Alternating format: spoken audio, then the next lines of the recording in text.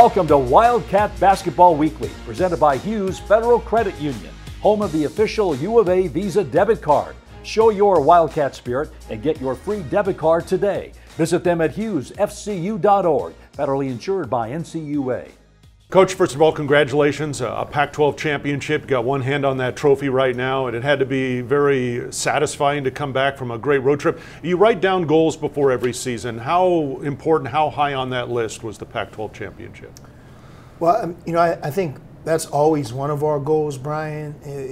And obviously it's not easy to win, but to compete for it, to have a team that's good enough that when you're in the month of February that you're playing those meaningful games, headed towards March with the opportunity to get that first round bye in Las Vegas and hopefully be the champion. That's been the history of our program, and we want to continue that, recognizing that it's not an easy thing to do. I think this is the first time we've won back-to-back Pac-12 championships, Pac-10 championships in a long time. And as you know, there have been so many great teams here and players.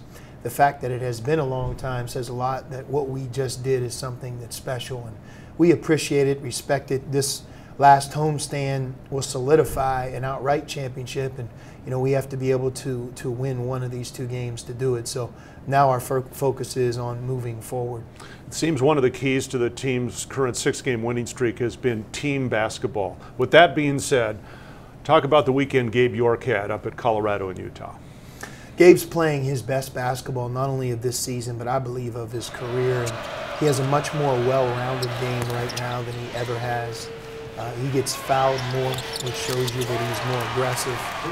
He's scoring inside the arc from two, whether it be layups or pull-ups. And he had a couple really nice finishes against Utah. And then obviously he's our team's best three-point shooter, and he's shooting the ball really well right now. We talked about last night that if you look at his defensive rebounding, his assist-turnover ratio, he's contributing in a lot of different ways towards the success of our team. And you sometimes forget that Gabe is at the tail end of his junior year. He's played on 3 very good teams. He's had a role on each, especially last year. So he's an experienced player and a very important part of what we do.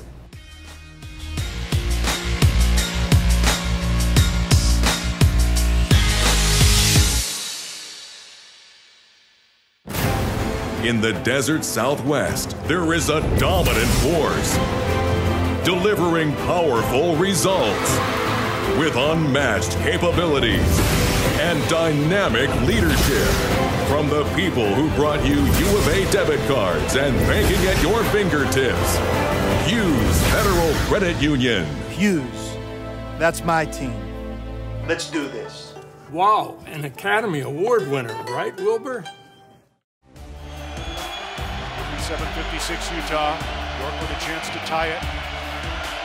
Second free throw is up and it rolls off. No good, but he follows the shot and lays it in, and the Cats take the lead. What a mental breakdown by Utah. Wildcat Basketball Weekly continues, presented by Hughes Federal Credit Union. Coach, over the last 4 games, your defense has given up less than 35% shooting from the opposition. You pride yourself on defense and the way your team plays defense. I'm just wondering about how do the players approach it? Because when they pick up the stat sheet, across their name there, it doesn't say defense. It's all offensive numbers. How do they pride themselves on the defense your team plays? Well, they rely on our feedback as a coaching staff for sure, whether it be video, film after the game, and obviously feedback during the game, our game plan going into the game, and just the fundamental habits of what they do as a player in our program day in, day out. Day in, day out. Same drills, same terminology, understanding that, defense wins championships, offense can come and go. Don't focus on that.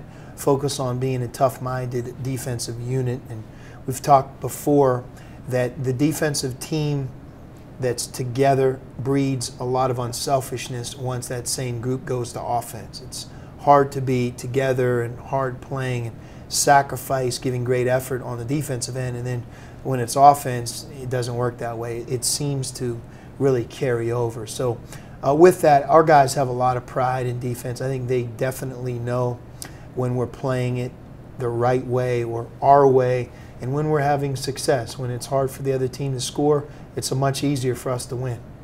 You have 2 seniors that will be playing their final home games this week, and Matt Korchak, of course, a local kid everybody knows about, TJ McConnell, who has become the leader on your team.